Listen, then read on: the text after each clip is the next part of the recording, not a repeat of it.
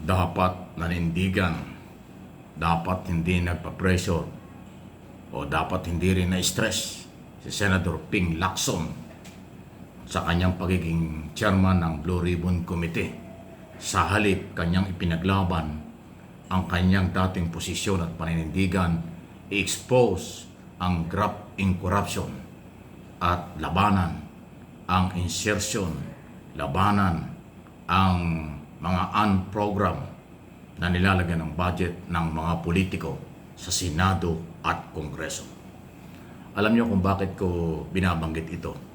Dahil malinaw naman, ayaw mang aminin, galing sa mga Duterte senador ang pangungulit, okay? At pagkontra sa ginagawa ng chairman ng Blue Ribbon Committee na si Ping Lacson.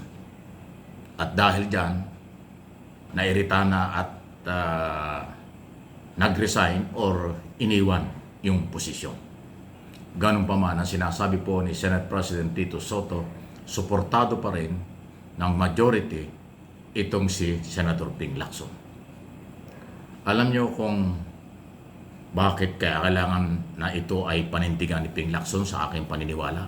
Ang pinag-uusapan pa lang po ngayon ay mga anomalya sa project tulad ng flood control at infrastructure na merong proponent na mga politiko.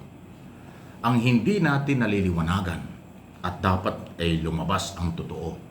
Sino-sino ba na senador at congressman at taga-executive department ang nasa likod ng bilyon-bilyong insertion?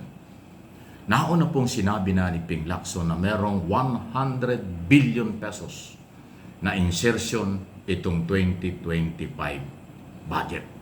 So dapat yan imalaman sino ang gumawa nito.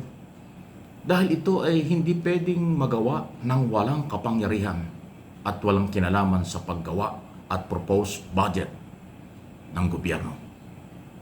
Ang nagpo-propose nito, Executive Department. Lahat ng departamento at ahensya ng gobyerno sa ilalim ng Office of the President. Ang nag-a-approve nito, Congress at Senate, Congressman at Senador. So, hindi tagalabas, hindi oposisyon sa labas ng Senado at gobyerno, o hindi ho pribadong sektor ang nasa likod at nakakagawa ng insersyon. Kaya mahalagang mapangalanan yan. Yung sinabi ni Senador Lacson na 100 billion insertion, dapat malaman nyo sino-sino ang gumawa nito. Dahil kasi ang insertion, intentional na ginawa para lagyan ng pondo at yung project na yan sa mga pondong nilagay na project, dyan nagkakaroon ng anomalya. Napupunta yan doon sa mga unprogram. Walang programa kung saan gagamitin pero nilagyan ng pondo, yan ang madaling nakawin, madaling pagsamantalahan. At posible na kung sino ang naglagay nasa likod ng insertion, yun ang makikinabang sa mga unprogram na may budget. Di ba? Yan po yung malinaw eh. Eh dapat lumabas yun. Pero kung aalis at umalis si Ping Lacson as chairman ng Blue Ribbon Committee, abay sino pang mag-iimbestiga? Kasi ang Blue Ribbon Committee, para po sa inyong kaalaman, powerful na committee yan. Kahit walang resolution in aid of legislation, pwedeng mag-imbestiga. Motu proprio ang tawag doon. Ganong katindi ang power niyan. Ulitin ko ha, kahit walang privilege speech, kahit walang resolution para mag-imbestiga, pwede siyang mag-imbestiga. At yung Blue Ribbon Committee ang pwedeng mag-identify sinong congressman, sinong senador, sinong taga-executive department ang nasa likod ng insertion na pinagsisimulan ng graft in corruption. Yun po yun eh. Ngayon, kung sino man ang papalit kay Ping Lacson, kaya bang gawin yun? Sana gawin. Kasi kung nakatutok lang dito sa nangyaring anomalya, hindi mo malalaman at ma-identify kung sino ang naggagawa ng insertion sa susunod na budget at kasalukuyang budget na tinatalakay for 2026. Baka magkaroon na naman ng insertion. Sabay kang nangyayari ito at sa proposed budget galing sa Executive Department. Magpapatuloy ang korupsyon at panluloko sa mamamayang Pilipino kung hindi ma-identify. ang insertion na ito. Ang insertion sa palusot ay yung amendment o pagbabago doon sa mga proposed bill para sa budget. Doon po nagkakaroon ng singitan ng nakakalulang bilyon-bilyon. Isipin mo 100 bilyon insertion. Magkano ang 30% nun? 30 bilyon. Wow! So, sinong senador, congressman at taga-executive department ang magpapartihan sa perang yan? Pera ng taong bayan, tax ng taong bayan. Pag hindi napunuan sa taxes, mangungutang, collateral ay mga Pilipino. Tapos kukunin nyo 25 to 30%. 25 to 30 billion pesos ang inyong pagpaparti-partihan. Yan ang bunga ng insertion eh. Kaya dapat panagutin. Nako, kung sino man po ang papalit kay Ping Lacson as chairman ng Blue Ribbon Committee, inyo pong pagtunan ng pansin ito. Nakakalimutan eh. Pangalanan, ilabas sa publiko sino ang nasa likod nito. Okay? Samantala, tiniyak po ni Senador Tito Soto, Senate President, na stable daw ho ang leadership ng Senado.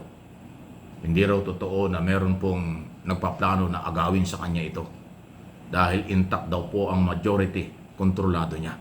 At yung minority naman, mananatiling minority.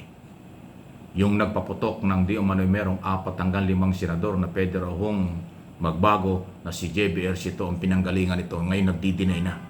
Sinasabing lumang story daw, hindi daw yan bago. Ayan ang mga palusot. So abangan natin. Kumpiyansa si Senator Tito Soto na hawak niya ang majority at hindi ho magkakaroon ng pagbabago.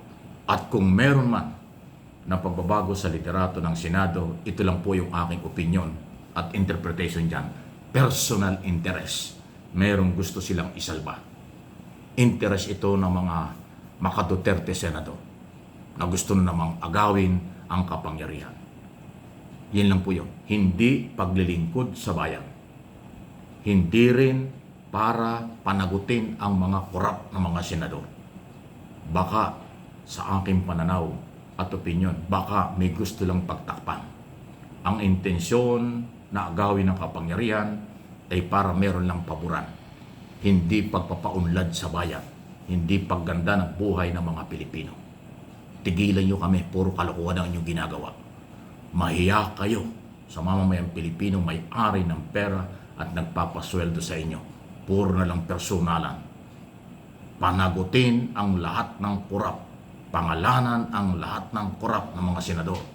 At kasuhan, ipakulong, bawiin ang ninakaw nilang pera. Yan ang gusto ng mamamayang Pilipino.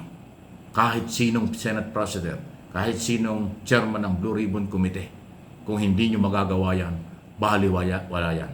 Magiging inutil kayo sa pananaw at tingin ng taong bayang nagpapasweldo sa inyo. Diretsahan na tayo. Real talk. Yan ho ang kailangan. Wala nang tago-tago sa panahon ito. Ang aking mga channel, Mike Abi Opinions, at yung isang channel ko, MA Pinoy TV, hindi ho magpapagamit sa inyo. Tamaan ang dapat tamaan kahit sino.